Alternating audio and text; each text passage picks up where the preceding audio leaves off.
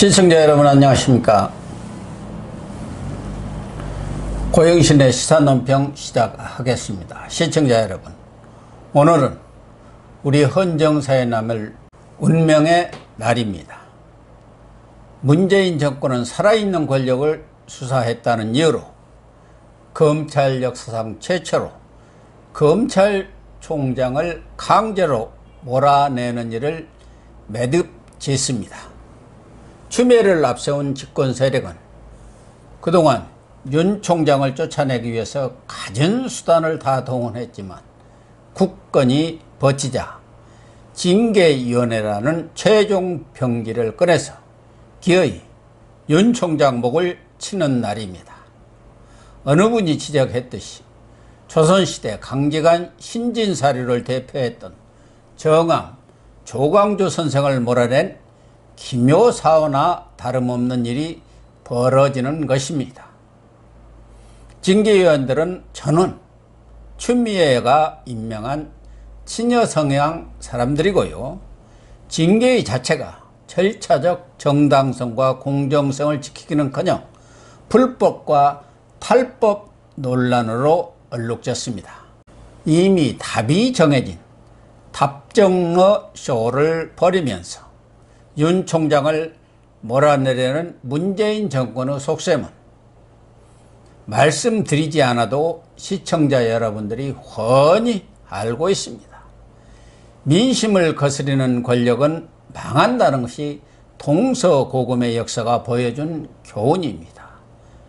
문 정권은 윤 총장을 죽일 수는 있지만 동시에 그들도 패망의 길로 접어들었습니다. 윤 총장은 2차 징계위 하루 전에 자신의 카카오톡 프로필에 Be calm and strong, 해석을 하면 침착하고 강하게라는 메시지를 새롭게 게시했습니다. 시청자 여러분도 잘 아시는 미국 작가 어니스트 해밍웨이의 소설 노인과 바다에 나오는 대사로 바다에서 청새치와 사투를 벌이는 노인이 자신을 격려할 때 한 말입니다. 사상 초유 징계 위기를 맞은 윤 총장이 소설 속 주인공의 상황에 빗대어서 자신에게 한 다짐이라고 해석이 됩니다. 징계 이후 장기 소송전도 불사한다는 굳은 의지를 필요한 것이죠. 윤 총장은 1차 회의 때와 마찬가지로 2차 회의도 불참했습니다. 불법 부당하게 열리는 징계위 자체를 인정하지 않겠다는 입장으로 보입니다. 대신 대검찰청으로 출근하면서 차에서 내려서 지지자들을 향해서 인사를 했습니다. 윤 총장은 오늘 오전 관용차를 타고 출근하던 길에 대검 정문 앞에서 잠시 내려서 추운 날씨에도 불구하고 자신을 응원하는 시민들을 향해 그동안 여러분들 아주 응원해 주신 것 감사한데 오늘부터 강추위가 시작되니까 이제 여기 나오지 마세요. 너무 날씨가 추우니까 이제 그만하셔도 제가 마음으로 감사히 받겠습니다 라고 인사를 했습니다. 지지자들은 윤석열 파이팅, 윤석열 힘내라 등을 외쳤는데요. 윤 총장이 비록 인사를 전하기 위한 짧은 시간이었지만 직접 지지자들과 만남을 가졌다는 것 자체가 의미가 적지 않을 듯 싶습니다. 징계위는 오늘 추미애를 대리해 심의를 주재하는 정한중 한국외대 로스쿨 교수, 이용구 법무차관, 신성식 대검 반부패 강력부장, 안진 전남대 로스쿨 교수가 참여한 가운데 오전 10시 30분 과천 법무부 청사에서 열려서 이 시간 현재 증인신문이 진행되고 있습니다. 증인으로는 윤 총장 감찰 과정에서 배제된 류혁 법무부 감찰관, 검언유착 의혹 수사 검토 보고서를 쓴 박영진 전 대검 형사 1과장, 현재는 울산지검 부장검사로 있습니다. 그리고 재판부 성향 분석 문건에 대해 직권남용 적용이 어렵다고 판단한 이정화 대전지검 검사, 문건 작성에 관여한 손준성 대검수사 정보 담당관, 추미애 라인으로 윤 총장과 사사건건 갈등을 빚었던 한동수 대검 감찰부장이 출석했습니다. 1차 심의 때 정 위원장 직무대리가 직권으로 증인 신청했던 심재철 법무부 검찰국장은 오늘 회의에서 증인 신청을 돌연 철회했습니다. 2차 심의에서는 증인 신문과 특별변호인단의 의견 진술, 위원회 의결 등의 절차가 진행될 예정으로 있습니다. 관심은 과연 윤 총장에게 어떤 징계 처분이 내려질까인데요. 당초 해임이나 면직 조치가 내려질 것으로 예상했으나 여권 쪽에서 정직으로 수위를 조절한다는 얘기가 정설처럼 흘러나오고 있습니다. 친문인사인 서른 의원은 야당을 지지하는 국민들을 감안하면 정직으로 할 가능성이 있다고 언론 인터뷰에서 밝혔고,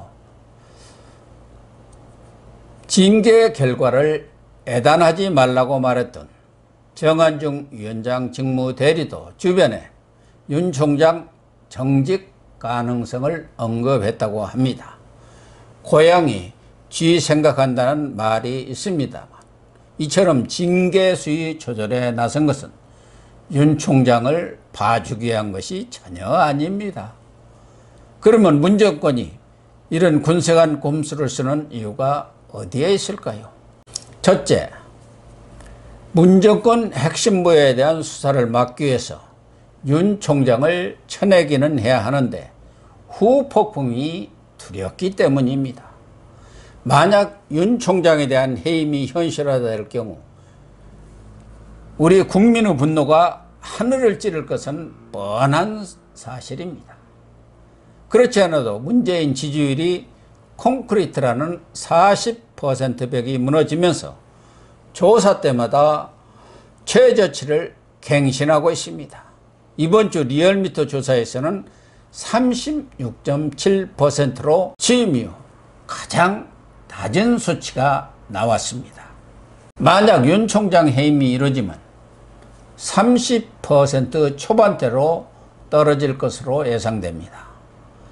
절대 다수 의석을 동원한 공수처법 개정안, 대북 전단 살포 금지법 등의 강행 처리와 같은 입법 태례가 서슴없이 자행되고 있습니다.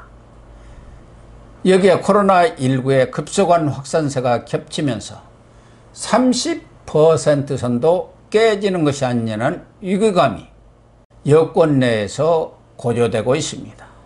그렇게 되면 레임덕 차원을 넘어서 국정 운영의 동력을 상실하게 됩니다. 문재인 정권은 끝장이 나는 것입니다. 내년 초 재보선은 물론 내후년 대선까지 위협받는 상황이 될 것입니다. 그래서 생각에는 잠깨가 3개월 이상의 정직 조치를 내려서 윤 총장이 직을 유지하도록 하되 수사 지휘권이 없는 사실상 식물총장을 만드는 아닙니다. 정치적 부담을 줄이면서 해임과 같은 효과를 내는 정직 쪽을 택할 공산이 크다는 것이죠. 정말 치사하기 짝이 없는 꼼수 중의 꼼수입니다. 둘째는 재판 전략 차원에서도 정직이 유리하다는 것입니다. 어떤 결정이 나오든 윤 총장은 행정법원에 효력정지 가처분 신청과 본안소송을 제기한다는 입장입니다.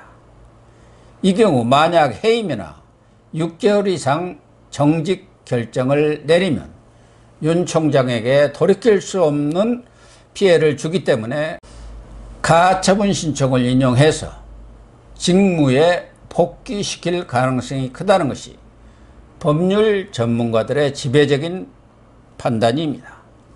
게다가 절차적 정당성과 공정성 위반 논란이 지속적으로 제기되어 왔습니다. 징계 사유로 제시한 6개 조항 모두 설득력이 전혀 없는 억지 내용입니다. 판사 사찰 문건이라는 것도 공개된 정보를 취합한 공소, 유지 지원 문건이기 때문에 징계 사유와 절차를 중시하는 법원이 인정할 가능성이 거의 없습니다. 그래서 정직 3개월 정도로 낮추면 판사의 성향과 판단에 따라서 가처분이 기각될 수도 있다고 판단한 모양입니다. 셋째, 문 대통령은 검찰총장 임기를 보장한다는 약속을 깼다는 비난도 피할 수 있습니다. 윤 총장은 지난 10월 국감 때 문 대통령이 4.15 총선 후 총장 사퇴론이 나올 때 적절한 메신저를 통해서 흔들리지 말고 임기를 마칠 때까지 소임을 다하라는 뜻을 전해왔다고 공개한 바 있습니다. 정직을 결정하면 뒤로는 임기를 보장한다고 해놓고 탈원전 수사가 본격화되니까 몰아냈다는 비난을 피할 수 있습니다. 이런 이유 때문에 여권에서는 3개월 정도 정직하다가 일석삼조의 묘수를 짜냈다는 관측이 제기되고 있습니다. 사실은 묘수가 아니라 죽을 깨를 낸 셈이죠. 이미 정직 처리를 위한 시나리오를 다 짜놓고 4명의 위원이 맡을 역할까지 정해졌다는 얘기까지 나돌고 있습니다. 현재로선 애단할 수 없지만 정치권에서 나돌고 있는 정직 3개월 징계설이 사실이라면 참으로 해괴하고 웃기는 징계위원회가 아닐 수 없습니다. 징계위 자체가 처음부터 불공정하게 구성되었지만 징계거리가 안 되는 것들을 긁어모아서 징계위원회를 열어놓고 그마저도 외부에서 짜놓은 각본에 따라 징계를 한다면 그야말로 징계쇼 그 자체 아닙니까? 징계위원들은 윤 총장 징계를 처리한 뒤 권력으로부터 무슨 보상을 받을지 모르지만 꼭두각시에 불과합니다. 문 정권이 여론이 무서워서 해임도 못하고 대통령이 추미애와 윤석열을 불러서 떳떳하게 정치적 해법을 제시하면 될 일인데 책임을 면탈하기 위해 이런 구차한 징계 절차를 밟고 있는 것 아닌가요? 참으로 비겁하고 꼴사나운 정권이 아닐 수 없습니다. 문 정권은 법치와 민주주의의 사망선고를 내려놓고도 우리 민주주의의 새 장을 열었느니 권력기관 개혁의 제도가 완성되었다고 자화자찬을 늘어놓고 있습니다.